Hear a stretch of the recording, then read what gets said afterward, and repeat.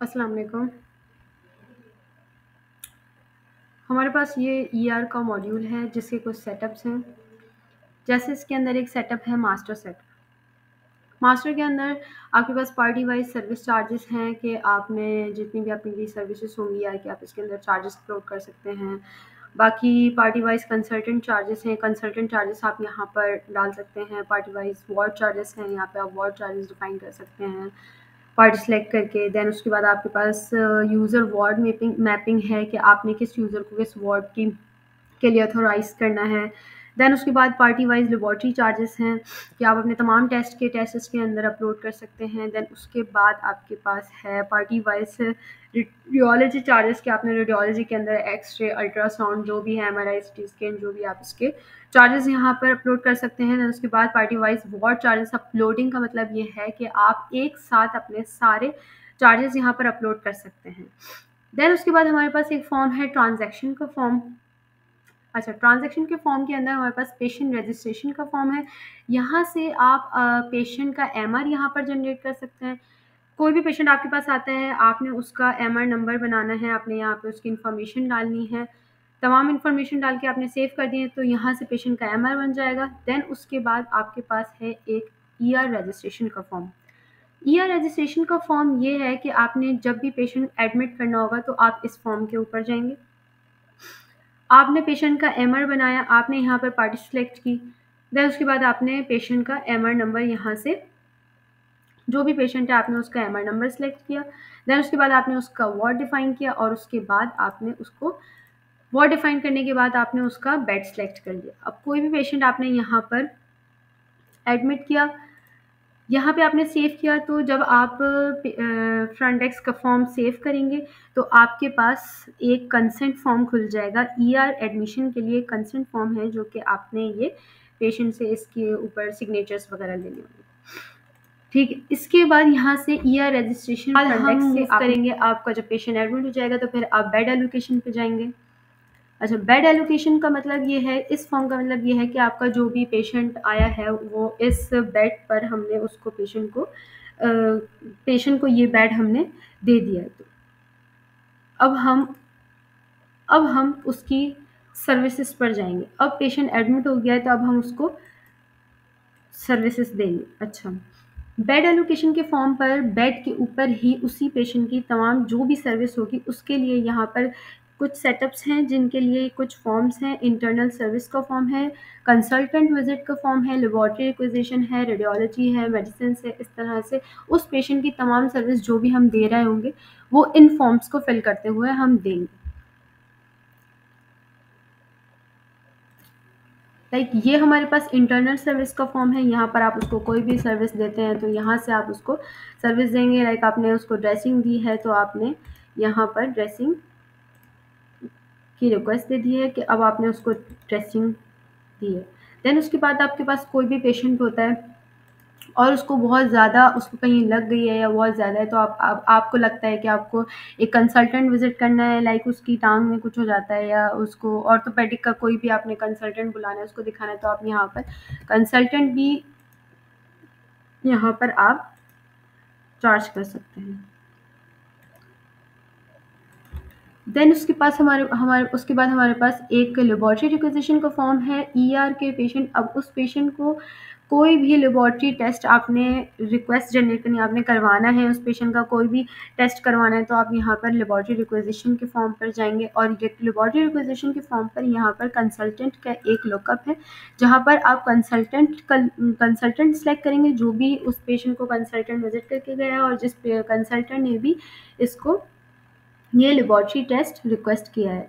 तो आप यहाँ पर टेस्ट डिफाइन कर देंगे, जो भी टेस्ट आपने करवाना है पेशेंट का। अच्छा, जब आप टेस्ट डिफाइन कर देंगे, जब आप टेस्ट की रिक्वेस्ट दे देंगे तो वो रिक्वेस्ट आपके पास लैब में चली जाएगी और लैब में जो भी होगा वो इस रिक्वेस्ट को टेस्ट रिक्वेजिशन में जाकर एक्सेप्ट कर लेगा।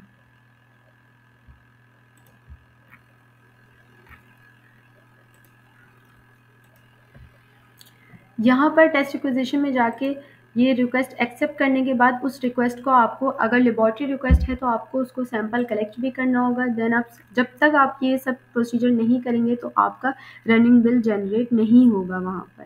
तो आपने यहाँ पर सैंपल कलेक्ट करना है। सही। सैंपल कलेक्ट करने के बाद आप वापस से बेड एलोकेशन पे जाएंगे। बेड एलोकेशन,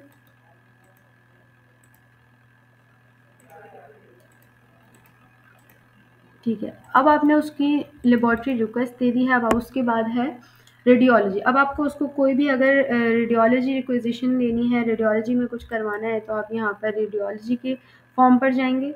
रेडियोलॉजी में आपने उसको जो भी रेडियोलॉजी सर्विस देनी है, लाइक आपको एब्डोमेन का अल्ट्रासाउंड करवाना है तो वो आप यहाँ से करवा सकते हैं।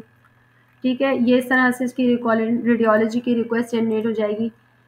देन इसके बाद आपने रेडियोलॉजी की रिक्वेस्ट जनरेट हो गई है, तो रिक्वेस्ट एक्सेप्ट करने के लिए आपने रेडियोलॉजी के फॉर्म पर जाना होगा। रेडियोलॉजी के फॉर्म पर यहाँ कुछ सेटअप्स हैं। यहाँ पर टैगिंग ईआर का सेटअप है, जहाँ पे जाके आपने इसकी रेडियोलॉजी की रिक्वेस्ट को एक्सेप्ट करना है। यहाँ से रेडियोलॉजी की रिक्वेस्ट इसकी एक्सेप्ट होगी और फिर आप इसका जो भी अल्ट्रासाउंड वगैरह है वो परफॉर्म कर लेंगे। देन इन सब चीज़ों के साथ साथ जब आप इसको ये सर्विस दे रहे हैं तो आपका एक रनिंग बिल इसका सारी सर्विसेज का जनरेट होता रहेगा। इसी तरह से ये मेडिसिन रिक्वेजिशन का फॉर्म है। जो भी मेडिसिन आपने, जो जिस कंसल्टेंट ने भी पेशेंट को देनी है, तो यहाँ पे आप कंसल्टेंट का लुकअप लेंगे और यहाँ से मेडिसिन की रिक्वेस्ट दे देंगे। अच्छा, जब आप मेडिसिन की रिक्वेस्ट उसको दे देंगे तो आपकी मेडिसिन फार्मेसी में जाके आपने यहाँ पे फार्मेसी के सेटअप के अंदर एक फॉर्म है मेडिसिन इशुएंस अगेंस्ट ईआर। इसको सिलेक्ट करेंगे तो इसके अंदर जो भी ईआर से मेडिसिन की रिक्वेस्ट जनरेट होगी तो वो यहाँ पर आ जाएगी। ईआर रिक्वेजिशन में जाके आप इसकी रिक्वेस्ट सेव कर लेंगे। इसी तरह से जब आप ये सारी सर्विसेज इसको दे रहे होंगे तो आपके पास बेड एलोकेशन के अंदर आप इसका रनिंग बिल भी यहाँ से चेक कर सकते हैं कि आपने कितना रनिंग बिल इसका जनरेट हो रहा है, और आप रनिंग बिल को प्रिंट भी कर सकते हैं। ठीक है, इस तरह रनिंग बिल के ऊपर भी दो चीज़ें डिफाइन हैं, रिसीव्ड अगेंस्ट एडवांस के और एक रिसीव अगेंस्ट फाइनल बिल के।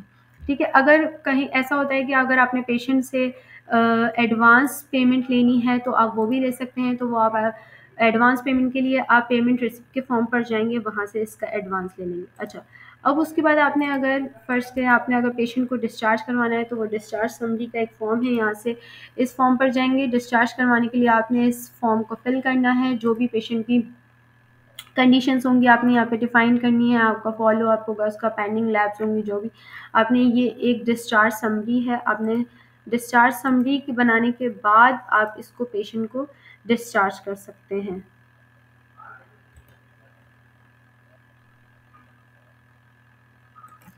ठीक है, डिस्चार्ज करने के लिए आपको उसी बेड एलोकेशन पे जाके पेशेंट डिस्चार्ज के फॉर्म पर जाएंगे। ये एक पेशेंट डिस्चार्ज फॉर्म है जिसके अंदर आपने डॉक्टर, जो भी डॉक्टर ड्यूटी पर था वो आपने यहाँ पर इंसर्ट करना है, और जो भी स्टाफ ड्यूटी पर था आपने वो यहाँ पर इंसर्ट करना है। देन आपने पेशेंट की कंडीशन बतानी है, डिस्चार्ज कंडीशन, वो किस कंडीशन में आप उसे डिस्चार्ज कर रहे हैं। उसके बाद आपने यहाँ पर उसके सिम्टम डिफाइन करना है। जो भी आप सिम्टम है पेशेंट का, आप उसको या इस डिस्चार्ज पेशेंट के फॉर्म पे कर सकते हैं। देन उसके बाद आपका पेशेंट डिस्चार्ज हो गया है तो आप ईआर बिल पे जाएंगे। देखें, अब आपका पेशेंट डिस्चार्ज हो गया है तो बेड एलोकेशन से वो पेशेंट जा चुका है, वो बेड बिल्कुल खाली हो चुका है आपका। तो उसके बाद अब आपने इसका बिल जनरेट करना है, तो आपने बिल के लिए ईआर बिल के फॉर्म पर जाएंगे। ईआर बिल के बाद ईआर बिल के फॉर्म पर हमारे पास यहाँ पे आप लुकअप लेंगे। लुकअप लेने के बाद ये उसका बिल आ गया है पूरा, आप इसे सेव करेंगे।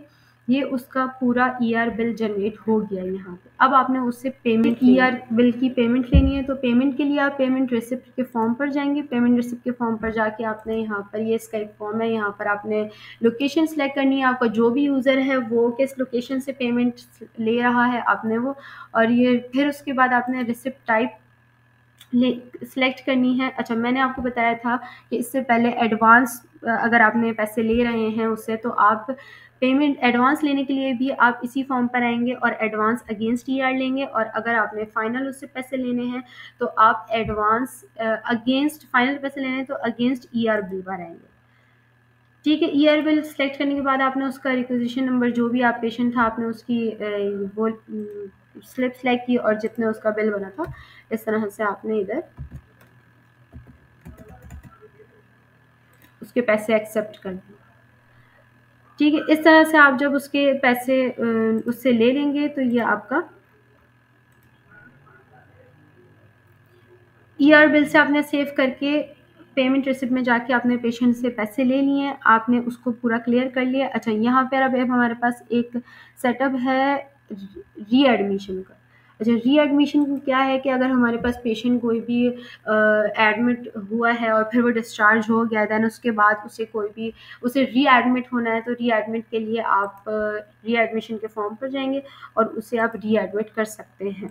उसका वार्ड डिफाइन करके, उसका बेड डिफाइन करके इस तरह से यहाँ से वो पेशेंट रीएडमिट हो जाएगा। देन उसके बाद कन्वर्जन पार्टी का फॉर्म है। कन्वर्जन पार्टी का मतलब ये है कि आपके पास कोई भी पेशेंट प्राइवेट पेशेंट आता है और फिर देन उसको पार्टी कन्वर्ट करवानी है, तो अगर वो कॉर्पोरेट कोई भी प्राइवेट पेशेंट आता है तो आप उसकी पार्टी कन्वर्ट कर सकते हैं कॉर्पोरेट में। तो वो यहाँ से आप इसका लुकअप लेकर उसकी ईआर नंबर जो भी इमरजेंसी का रजिस्ट्रेशन का नंबर होगा, आप उसका लुकअप लेके आप उसकी पार्टी कन्वर्ट कर सकते हैं।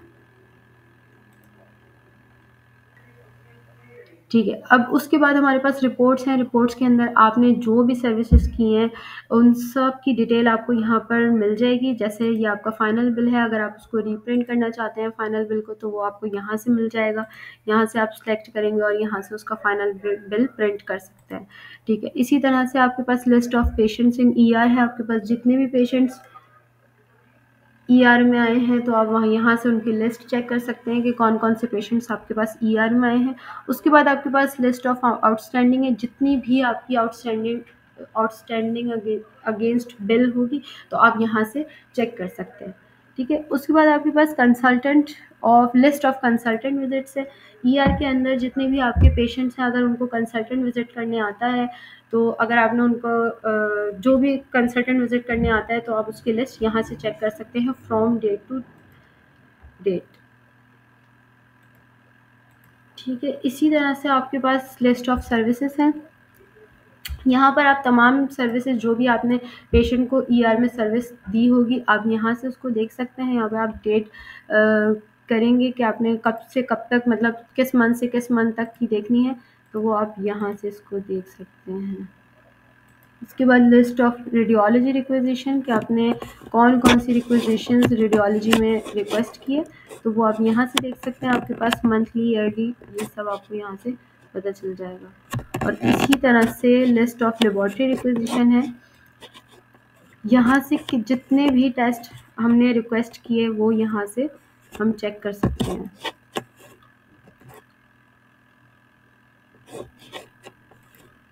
और ये हमारे पास लिस्ट ऑफ मेडिसिन रिक्वेजिशन है कि ईआर से हमने पेशेंट को जो भी मेडिसिन दी है, डॉक्टर ने जो भी मेडिसिन, हम जो भी रिक्वेस्ट हमने ईआर से भेजी है, इस फॉर्म से हम लिस्ट ऑफ मेडिसिन रिक्वेजिशन के फॉर्म से हम वो लिस्ट पूरी निकाल सकते हैं। बेसिकली रिपोर्ट्स जो है वो हमारे पास ऑल सर्विसेज जितनी भी हमारे पास डन हुई है उसका रिकॉर्ड बताती है।